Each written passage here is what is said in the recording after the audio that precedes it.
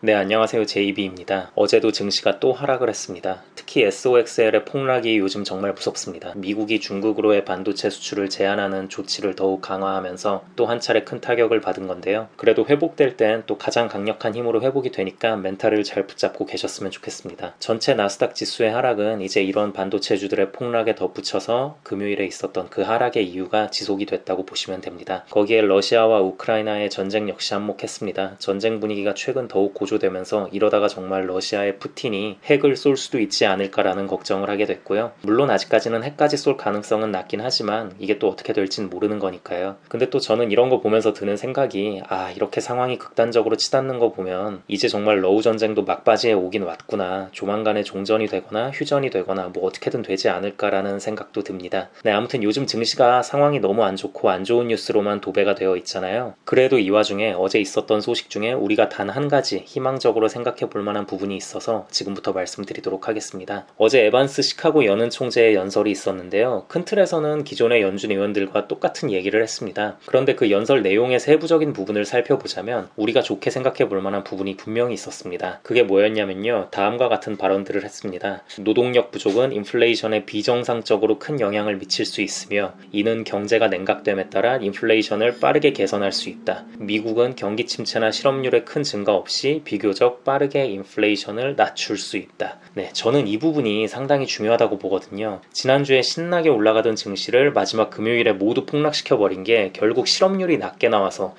이렇게 되면 연준이 금리 인상을 세게 할 수밖에 없겠구나 하는 부분에서 떨어진 거였잖아요. 왜냐면 그동안 계속 연준이 고용지표, 실업률 이런 거에 집착하는 모습을 많이 보여줬으니까요. 그래서 우리가 저 발언을 주목해 볼 필요가 있다는 거예요. 저 말인즉슨 이젠 연준 위원들이 봤을 때 굳이 실업률이 지금보다 더 엄청난 수치로 올라가지 않더라도 인플레이션을 잡아낼 수 있을 것 같다라는 걸 표현하고 있는 말이거든요. 사실 제가 지난번 영상에서 말씀드리긴 했는데요. 어차피 지금 기업들 신규 고용 줄이고 이런 거 보면 실업률은 시간이 지남에 따라 당연히 올라갈 수밖에 없습니다. 단지 그게 지금이 아닐 뿐인 거죠. 다만 이제 그럼에도 불구하고 연준은 당장의 수치를 중시하는 집단이기 때문에 우리가 그동안 참 많이 답답했던 건데요. 이번에 시카고 연은 총재가 저렇게 발언을 했다는 건 실업률 수치에 관해서 연준이 어느 정도는 융통성을 발휘할 수 있다라고 해석해 볼 수 있어요. 증시에는 굉장히 좋게 작용할 수 있는 부분입니다. 당연한 말이겠지만 결국 당분간의 증시는 노동시장의 지표보다는 13일에 발표되는 소비자 물가지수가 좌지우지하게 될 텐데요. 13일에 발표될 CPI 예측치를 보면요. 헤드라인 CPI는 8.1로 살짝 내려올 걸로 예상이 되고 있고요. 코어 인플레이션은 6.5로 다시 올라갈 것으로 보고 있습니다. 너무 안 좋죠. 그런데 여기서 중요한 건 딱 이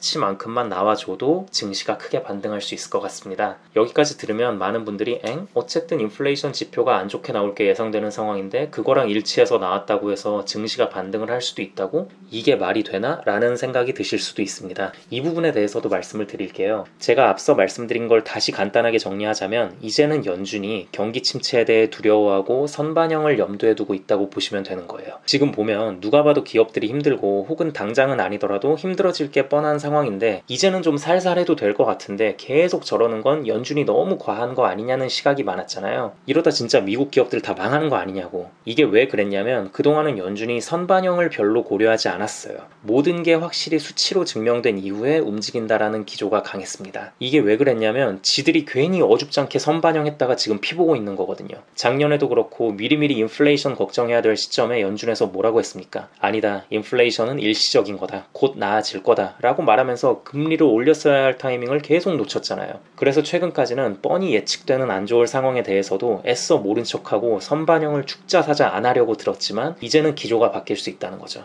그리고 연은 총재가 나와서 저런 식의 멘트를 쳐주는 게 왜 중요하냐면요. 그동안은 증시가 하락을 하기 위한 온갖 핑계를 다 갖다 붙였습니다. 정말 너무할 정도로 모든 것들을 안 좋게 받아들이면서 하락을 해버렸어요. 만약에 에반스 연은 총재의 저런 발언이 없었잖아요. 그럼 또 분명히 13일에 CPI 수치가 예상치에 부합하거나 아니면 심지어 그보다 더 좋게 나왔다 하더라도 증시는 하락의 핑계를 대면서 빠졌을 확률도 있습니다. 아니야, CPI는 괜찮게 나왔지만 지난번에 고용지표가 너무 좋게 나왔잖아. 실업률이 이렇게 낮은데 이건 일시적인 현상이야. 인플레이션은 분명 다시 올라갈 거야. 이런 식의 핑계를 갖다 붙이면서 증시가 더 한 번 크게 하락을 할 수도 있었다는 거죠.